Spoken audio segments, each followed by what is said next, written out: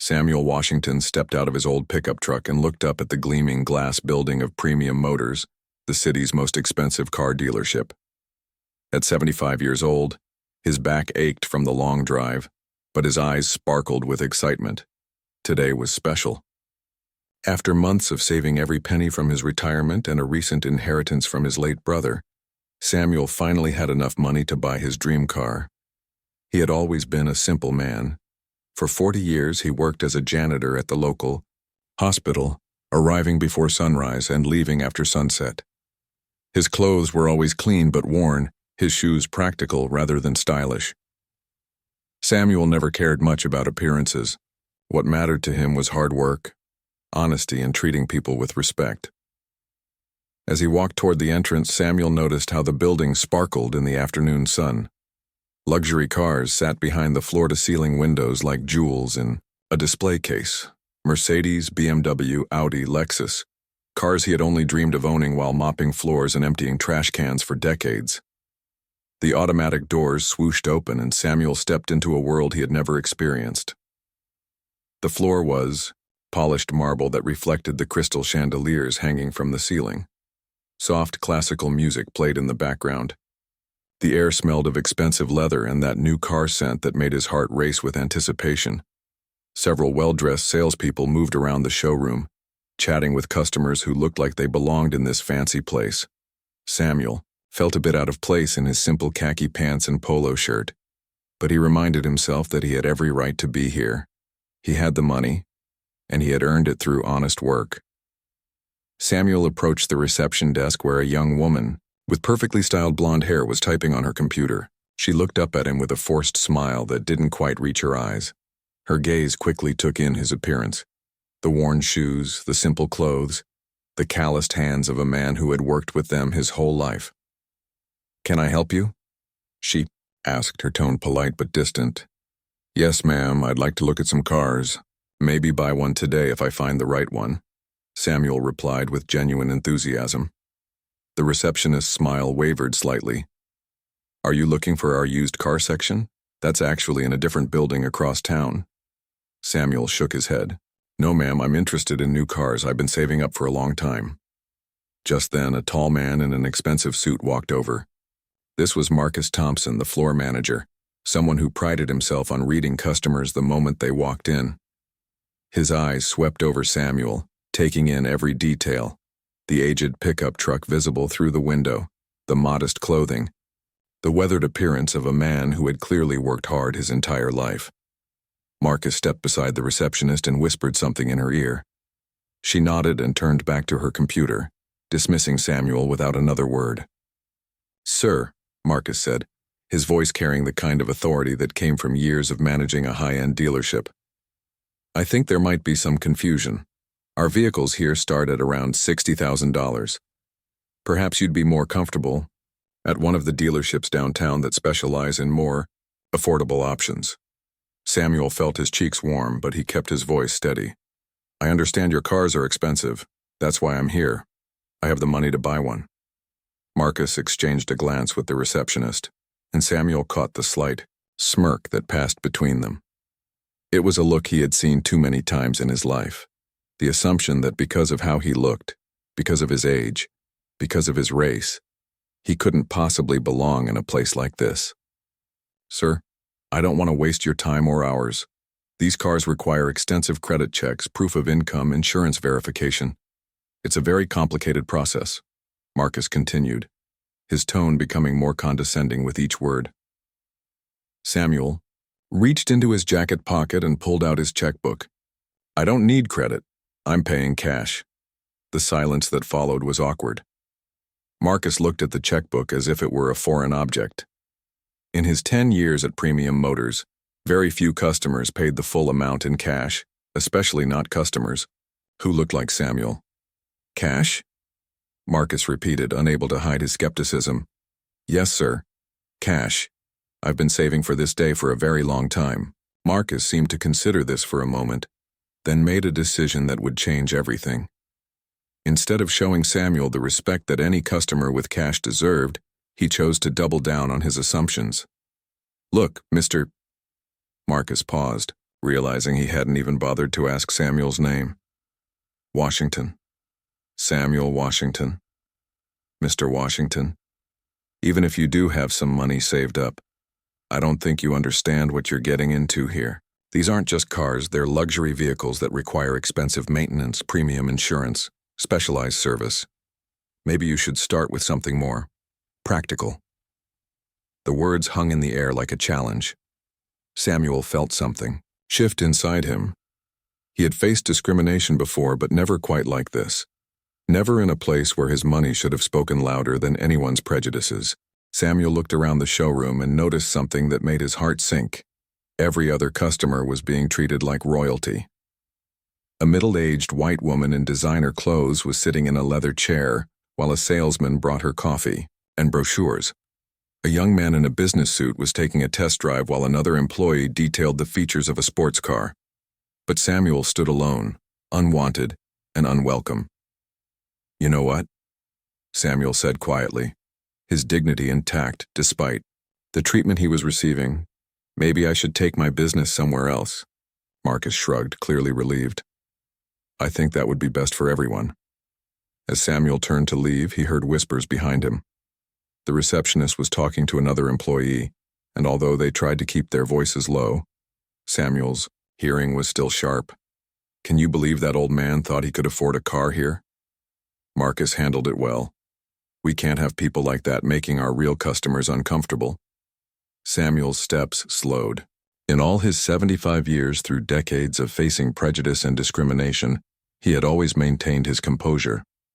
His mother had taught him to respond to ignorance with grace, to answer hatred with kindness. But something about this moment was different.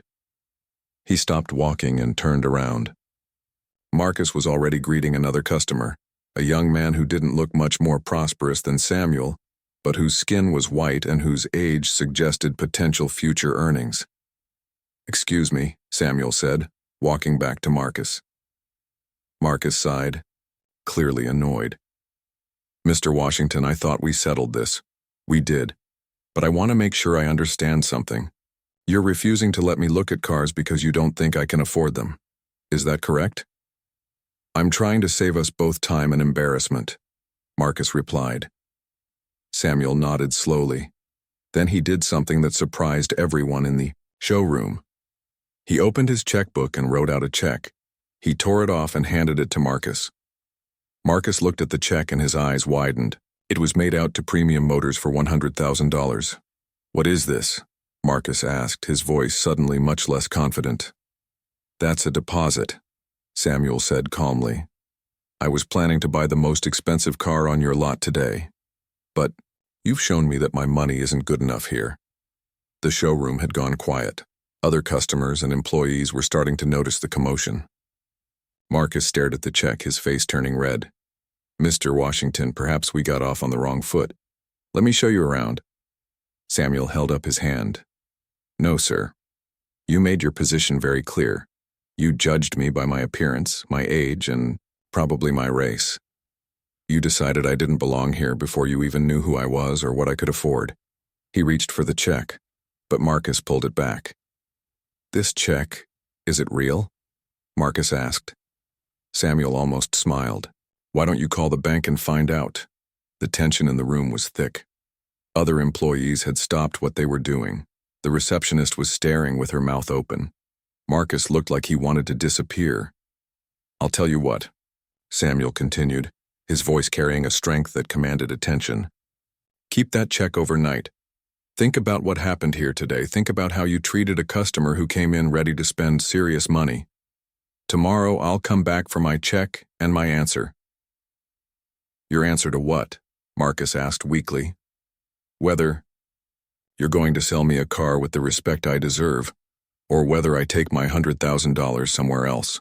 Samuel walked toward the exit, his back straight and his head held high. As he reached the door, he turned one more time. "Oh, and Marcus, you might want to learn something about your customers before you judge them. A simple Google search could save you a lot of embarrassment." The automatic doors closed behind him, leaving the showroom in stunned silence. Marcus looked down at the check in his hands. $100,000. Real money from a man he had dismissed as unworthy of his time. "Should I call the bank?" the receptionist asked quietly. Marcus nodded, still staring at the check. "Yeah, call the bank." 20 minutes later, the bank confirmed what Marcus was already beginning to fear. The check was good. Samuel Washington had enough money in his account to cover it 3 times over. That evening, as Marcus drove home to his suburban house, he couldn't stop thinking about the old man's words. A Google search could save you embarrassment. When he got home, he opened his laptop and typed Samuel Washington into the search bar. What he found made his stomach turn. Marcus stared at his computer screen in disbelief. The search results painted a picture of Samuel Washington that was completely different from what he had assumed. The first article was from the local newspaper dated just 2 months ago. Local: hospital hero retires after 40 years of service. There was a photo of Samuel receiving a golden watch, surrounded by doctors, nurses, and hospital administrators who clearly respected and admired him.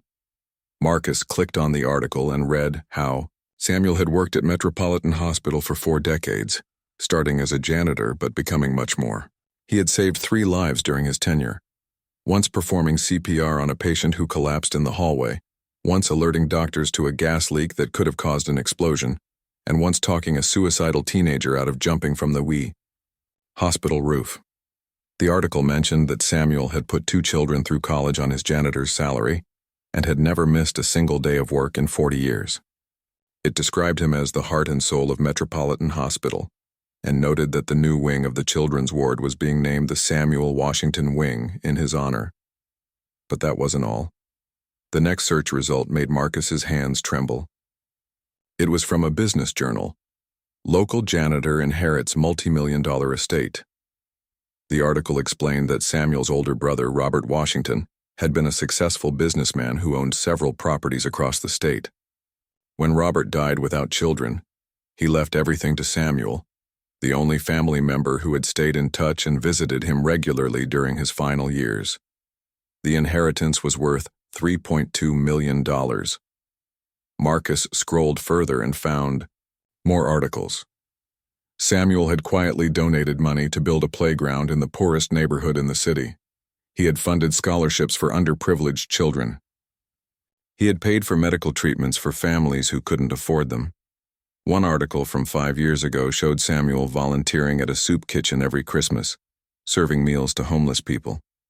Another showed him reading to children at the public library every Saturday for the past 10 years. This wasn't just a man with money. This was a pillar of the community, someone who had spent his entire life helping others and making the world a better place. Marcus felt sick.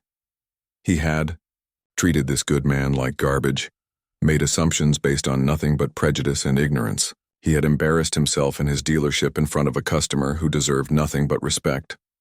The next morning, Marcus arrived at Premium Motors 2 hours early. He called an emergency staff meeting and told everyone what he had learned about Samuel Washington. The receptionist turned pale when she heard about the donations and the community service. The other salespeople looked uncomfortable when they realized they had witnessed discrimination against a local hero. "What are we going to do?" asked Jennifer, one of the younger salespeople. Marcus had been thinking about that all night. "We're going to make this right. When Mr. Washington comes in today, we're going to treat him like the VIP customer he should have been yesterday." But as the hours passed, Samuel didn't show up. 9 o'clock came and went. Then 10. By 11, Marcus was pacing the showroom floor, constantly checking his watch and looking out the window. "Maybe he changed his mind," Jennifer suggested. "Maybe he's taking his business somewhere else," added another employee. Marcus knew that was probably exactly what had happened. Samuel Washington was a smart man who had been insulted and humiliated. Why would he come back to a place where he had been treated so poorly? At exactly noon, a black town car pulled up in front of the dealership. Marcus's heart jumped, but it wasn't Samuel's old pickup truck. Instead, a professional-looking woman in a business suit got out of the car and walked toward the entrance. She entered the showroom and approached the reception desk. "Good afternoon, I'm looking for Marcus Thompson." "That's me," Marcus said, walking over quickly. The woman handed him a business card. I'm Patricia Morris, attorney for Mr. Samuel Washington. He asked me to deliver this to you. She handed Marcus a sealed envelope. Inside was his business card from yesterday with a handwritten note on the back. Mr. Thompson, thank you for showing me exactly what kind of business you run. I've decided to take my money elsewhere. Please don't cash the check I left yesterday. It was just to make a point. Have a good day. Samuel Washington. Also in the envelope was the $100,000 check, voided with Samuel's signature. Marcus looked up at the attorney. Is there any way I can speak with Mr. Washington? I need to apologize. Patricia Morris studied Marcus for a long moment. Mr. Washington is a forgiving man, but he's also very busy today. He's meeting with the owners of 3 other dealerships who are very interested in earning his business. Other dealerships? Yes. It seems word has gotten around about what happened here yesterday. Apparently, several business owners in this city know Mr. Washington personally and were quite upset to hear about his treatment. They've all reached out to offer him their best service. Marcus felt like the floor was dropping out from under him. Not only had he lost a wealthy customer, but the story was spreading through the business community. Patricia Morris wasn't finished. She opened her briefcase and pulled out another document. Actually, Mr. Thompson, there's something else. Mr. Washington asked me to give you this as well. She handed him a legal document that made Marcus's blood run cold. It was a letter of intent to purchase Premium Motors dealership, signed by Samuel Washington. Marcus read the document twice before the words sank in. He's buying the dealership? Mr. Washington has been considering various investment opportunities since receiving his inheritance. After yesterday's experience, he decided that owning a car dealership might be interesting. He's made an offer to your current owners that they found very attractive. The room started spinning. Marcus sat down heavily in one of the customer chairs. When? The sale closes tomorrow morning. Mr. Washington will officially become the owner of Premium Motors at 9 a.m. Patricia Morris looked around the showroom, taking in the shocked faces of the employees who had gathered to listen. He asked me to tell all of you that there will be some changes, but nobody is getting fired immediately. He believes in second chances even for people who don't deserve them. She paused at the entrance and turned back to Marcus. Oh, and Mr. Thompson? Mr. Washington wanted you to know that he'll be in tomorrow morning for a staff meeting. He's looking forward to discussing customer service standards with everyone. After she left, the showroom erupted in nervous chatter. Marcus sat in stunned silence, still holding the legal documents. In less than 24 hours, Samuel Washington would be his boss. That evening, Marcus went home and told his wife everything. She listened in shocked silence as he described how he had treated Samuel, how he had learned about the man's true character, and how Samuel was now buying the dealership. You need to quit, she said immediately. There's no way you can face that man as your boss after what you did. Marcus had been thinking the same thing all afternoon. He had his resume updated and had already started looking at job openings at other dealerships. But something stopped him from sending out applications. Maybe it was curiosity about what kind of boss Samuel would be. Maybe it was shame that made him want to face the consequences of his actions. Or maybe it was a tiny hope that a man who spent his life helping others might be willing to help him learn from his mistake. The next morning, Marcus arrived at work early again, but this time he wasn't alone. Every employee of Premium Motors was there by 8:30 a.m. Nobody wanted to be late for their first meeting with their new owner. At exactly 9 a.m., Samuel Washington walked through the front doors of Premium Motors. But he wasn't alone. He was followed by 3 other people. A woman who looked like an accountant, a man in a business suit who was probably a lawyer, and a younger black man who carried himself with the confidence of someone in management.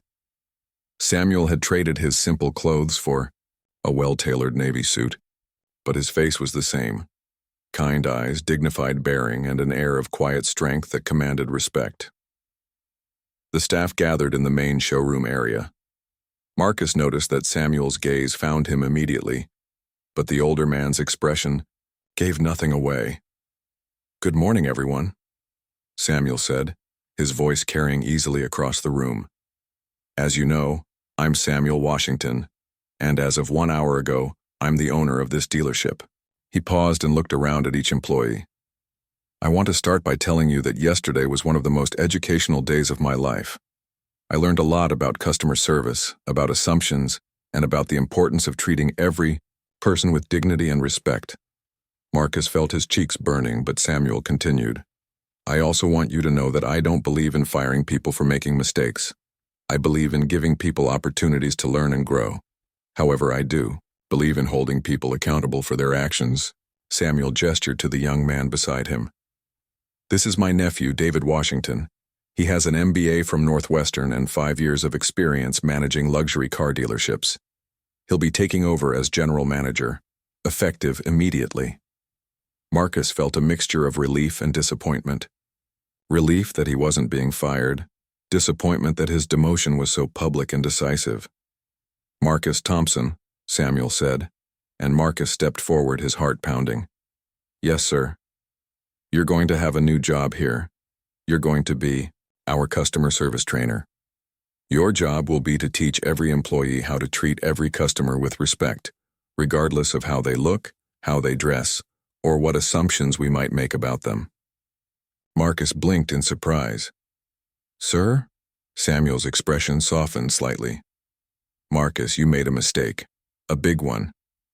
But I've done some research on you too.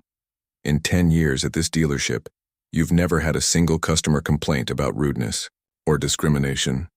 Yesterday was out of character for you, which tells me it came from ignorance, not malice. Ignorance can be fixed." Samuel continued addressing the staff, but his eyes stayed on Marcus. "Your first assignment, Marcus, is to develop a training program that ensures what happened to me yesterday never happens to another customer. You'll work directly with David on this." Marcus nodded, still processing the unexpected turn his life had taken. "Yes, sir. Thank you for the opportunity."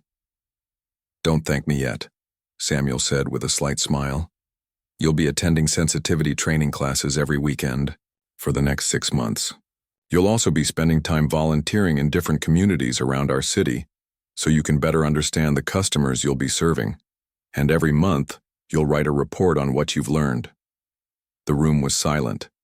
Everyone understood that this wasn't just mercy, it was a comprehensive education program designed to transform Marcus into a better person. "Now," Samuel said, turning to address the entire staff, "let's talk about how this dealership is going to operate going forward." He walked over to the reception desk where the blonde receptionist stood nervously. "What's your name?" "Sarah," she whispered. "Sarah, yesterday you were the first person I met when I walked in here. You made a judgment about me before I even spoke. How do you think that made me feel?" Sarah's eyes filled with tears. "Unwelcome. Unwanted." "I'm so sorry, Mr. Washington," Samuel nodded. "That's exactly right. And I want you to remember that feeling because I never want any customer to feel that way again. Your job is to make every single person who walks through that door feel welcome. Can you do that?" "Yes, sir, I promise." Samuel spent the next 2 hours meeting with each employee individually. He learned their names, their backgrounds, their goals. He listened to their concerns about the changes and their fears about their job security. To everyone's surprise, he was patient and understanding. He didn't fire anyone, but he made it clear that the culture of the dealership was going to change, completely. "From now on," he announced to the assembled staff, "every customer gets treated like a VIP, regardless of what they drive, how they dress, or what we think they can afford. Every customer gets offered coffee or water. Every customer gets our full attention and respect." David Washington, the new general manager, stepped forward. "We're also implementing a new policy. If any customer feels they've been treated unfairly or disrespectfully, they can call a special number that comes directly to me or Uncle Samuel. And if we find that an employee has discriminated against a customer, that employee will be immediately terminated." The message was clear. The old way of doing business was over. As the meeting ended, Samuel approached Marcus privately. "Walk with me," he said. They went outside to the parking lot where Samuel's old pickup truck sat beside the luxury cars on display. "You're probably wondering why I'm keeping you on," Samuel said. Marcus nodded. "Honestly, yes. I treated you terribly. I would understand if you wanted me gone. Samuel leaned against his truck and looked back at the dealership. Marcus, I've been dealing with prejudice my whole life. I've seen it come from hatred and I've seen it come from ignorance. What you showed me yesterday was ignorance. You made assumptions based on limited information and your own biases. He turned to face Marcus directly. But here's what I also saw. When I showed you that check, when you realized you might have been wrong, I saw something in your eyes. Regret, shame, a willingness to reconsider. That's different from hatred, Marcus. That's something we can work with. Marcus felt emotions welling up that he hadn't expected. Mr. Washington, I don't know what to say. I've never been more ashamed of myself in my life. Good, Samuel said firmly. Shame can be a teacher if you let it. The question is, what are you going to learn from it? They stood in comfortable silence, for a moment watching customers enter and exit the dealership. I want to ask you something, Samuel continued. In all your years working here, how many customers like me, older black customers, have you served? Marcus thought about it. Not many, maybe a handful. And how were they treated? Marcus was quiet for a long time. When he finally spoke, his voice was barely audible. Probably the same way I treated you. Samuel nodded. That's what I figured. And that's why you're staying, Marcus. Because you understand the problem now. You've seen it from the inside, and you've felt the shame of it. That makes you the perfect person to teach others. He pushed himself off the truck and started walking back toward the building. Your real job isn't customer service training, Marcus. Your real job is making sure that no one else ever leaves this dealership feeling the way I felt yesterday. 6 months later, Premium Motors had transformed into something completely different. The changes were visible the moment anyone walked through the door. The reception area now featured comfortable seating areas with complimentary refreshments for all customers. Sarah, the receptionist, greeted every visitor with genuine warmth and immediately connected them with a salesperson. The walls displayed photos of satisfied customers from all backgrounds, ages, and walks of life. But the real change was in the culture. Marcus had thrown himself into his new role with surprising passion. His weekend sensitivity training had opened his eyes to communities and perspectives he had never considered.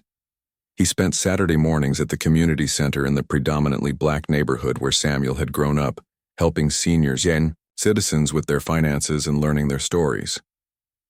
He volunteered at the soup kitchen where Samuel still served meals every Christmas. He attended cultural events, community meetings, and diversity workshops. Each experience chipped away at assumptions he didn't even know he had. The training program Marcus developed became a model for other businesses in the city. It focused on recognizing unconscious bias, understanding different cultural backgrounds, and treating every customer interaction as an opportunity to build trust and respect. Samuel came to the dealership every few days, usually arriving in his old pickup truck and wearing his simple clothes. It had become a test of sorts. New employees who didn't recognize him as the owner would reveal their true attitudes toward customers who didn't fit their expectations. Those who failed the test received immediate additional training. Those who passed it often found themselves in line for promotions. On this particular Friday afternoon, Samuel was reviewing monthly reports with David when Marcus knocked on the office door. "Come in," David called. Marcus entered carrying a folder and wearing the biggest smile Samuel had seen from him since the day they met. "I have something to show you both." He opened the folder and pulled out a customer satisfaction survey. "This is from Mrs. Rodriguez. She's 68 years old, speaks limited English, and came in looking for a used car for her grandson." Samuel and David read the survey together. Mrs. Rodriguez had written about how welcomed she felt, how patient the salesperson was in explaining everything in simple terms, and how the entire staff had worked together to find her the perfect car within her budget. She wrote that it was the first time in her life she felt respected at a car dealership. Marcus continued, "And look at this." He pulled out another survey, then another. Customer after customer praising the dealership's inclusive atmosphere, respectful treatment, and commitment to serving everyone equally. "Our customer satisfaction scores have increased by 40% since the changes," Marcus reported. "But more importantly, we're getting customers we never served before. Word has spread in communities throughout the city that Premium Motors treats everyone fairly. Samuel smiled and leaned back in his chair. What about our sales numbers, David? Pulled up the financial reports on his computer. Best 6 months in the dealership's history. Turns out when you treat everyone with respect, you discover customers you never knew existed. Marcus pulled up a chair. Mr. Washington, I need to tell you something. When you first made me customer service trainer, I thought it was a punishment. I was embarrassed and resentful. Samuel nodded. I figured as much. But now I realize it was the greatest gift anyone has ever given me. You didn't just save my job, you changed my life. You made me a better person. Samuel studied Marcus for a moment. You did that yourself, Marcus. I just gave you the opportunity. There's something else, Marcus continued. My son is starting college next fall. He wants to major in social work because of the volunteer work I've been doing. He says he wants to help people the way you helped me. The office fell quiet. Samuel looked out the window at the showroom floor, where employees of all backgrounds were helping customers of all backgrounds, where respect and dignity were the standard rather than the exception. You know, Samuel said finally, when I walked in here 6 months ago, I just wanted to buy a car. I never imagined I'd end up owning the place. David laughed. And now? Samuel stood up and straightened his tie. Now I think this old janitor might have found his next calling. He walked to the window and watched a young black man about his grandson's age getting the keys to his first new car. The salesperson, a middle-aged white woman, was explaining the warranty with patience and enthusiasm. Both of them were smiling. Marcus, Samuel said without turning around, I have a new assignment for you. Yes, sir? I want you to start reaching out to other businesses in the city. Offer to train their staff on customer service and diversity. Let's see if we can spread these changes beyond just our dealership. Marcus stood up, energized by the idea. You mean like a consulting business? Samuel turned back to face him. I mean like a movement. What happened to me here happens to people, every day, in stores and restaurants and offices all over this city. Maybe it's time to do something about it. As Marcus left the office to start planning, Samuel sat back down and picked up the customer surveys. Each one represented someone who had been treated with dignity and respect, someone who had left the dealership feeling valued rather than judged. It had been a long journey from that first humiliating day to this moment of quiet satisfaction. Samuel Washington had transformed from a dismissed customer to a successful business owner. But more importantly, he had transformed an entire organization and the people in it. Outside his window, customers continued to come and go, each one treated as the valued individual they deserved to be. And every day the old janitor who had spent his life cleaning up other people's messes continued his work. Only now, he was cleaning up something far more important than dirty floors. He was cleaning up the way people treated each other, one customer at a time.